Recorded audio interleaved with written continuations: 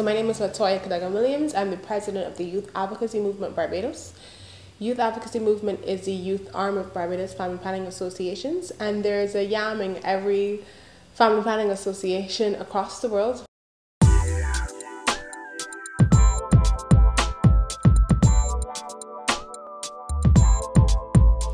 A YAM member is a multiplier.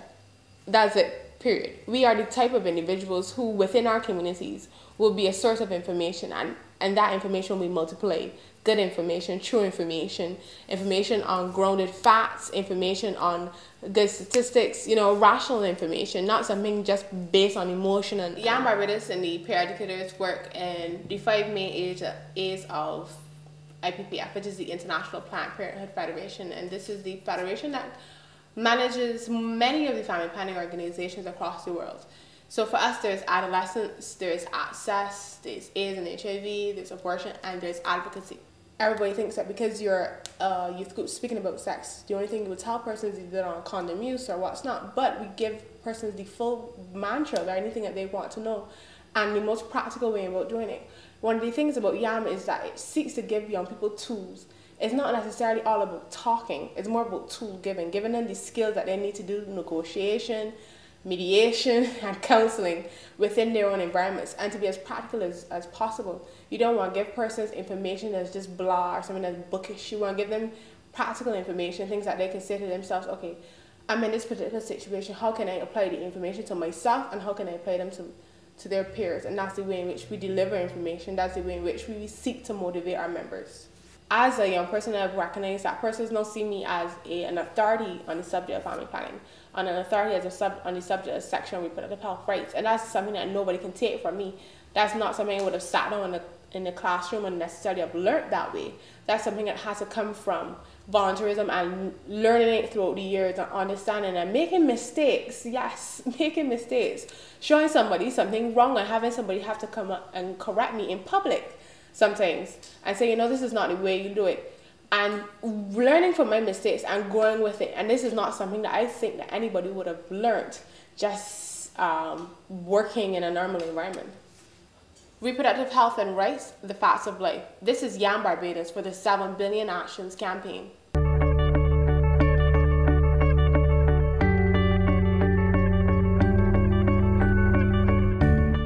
I am Matthew Dillon-Dean. I was a past president of the Greenlanders Environmental Club of the Les Savons School, and I am a volunteer with the Future Centre Trust.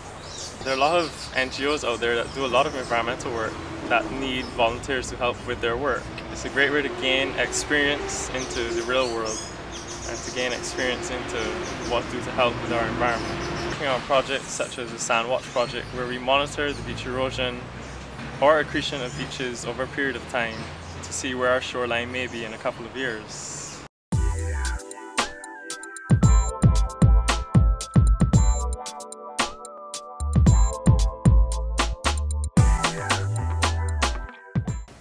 My name is Tara Wilkinson. I am a feminist, human rights activist, and I'm very passionate about gender issues.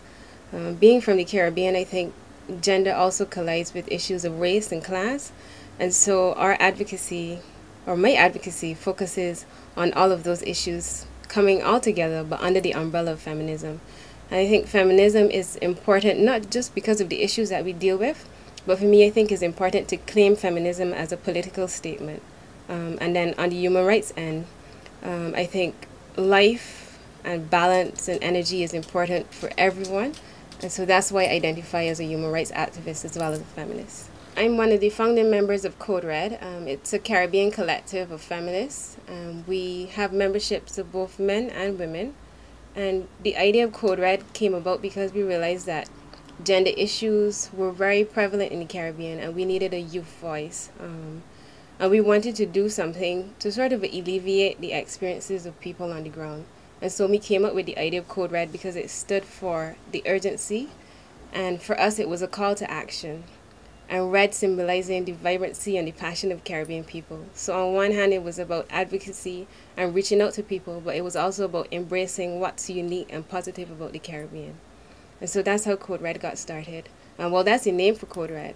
And the idea of Code Red was birthed when I had a discussion with a colleague on campus.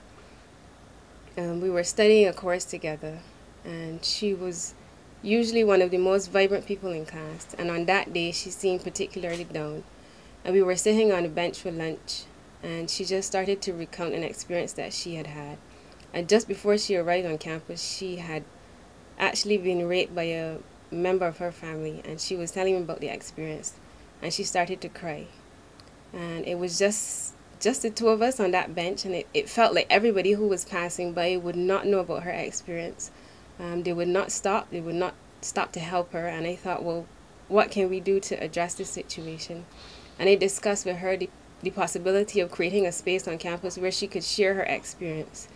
And at first she was a little hesitant, and she agreed in the end. She said, well, if we can put together about 5 friends who were, even if they weren't feminists, they were sensitive to the issues, she'd be willing to talk.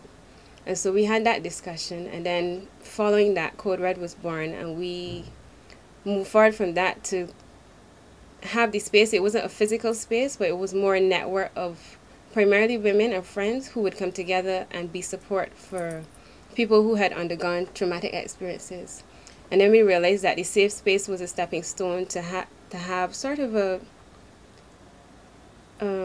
global outreach, and to become advocates on a platform that could reach millions. And that's when we started the Facebook page for Code Red. Here in Barbados, from 2006 to 2010, between 169 to 200 people were victims of sex-related crimes. And if the statistics aren't jarring enough, I personally believe that we are all victims of whether it's sex-related crimes, intimate partner violence, violence against people who identify as gay or lesbian. I think we're all victims, because somebody who has a friend who knows a friend, we all have mothers, fathers, sisters, and brothers. And I think that we are just separated by this much space. And so if one person is a victim of a sex-related crime, I think that we all are victims.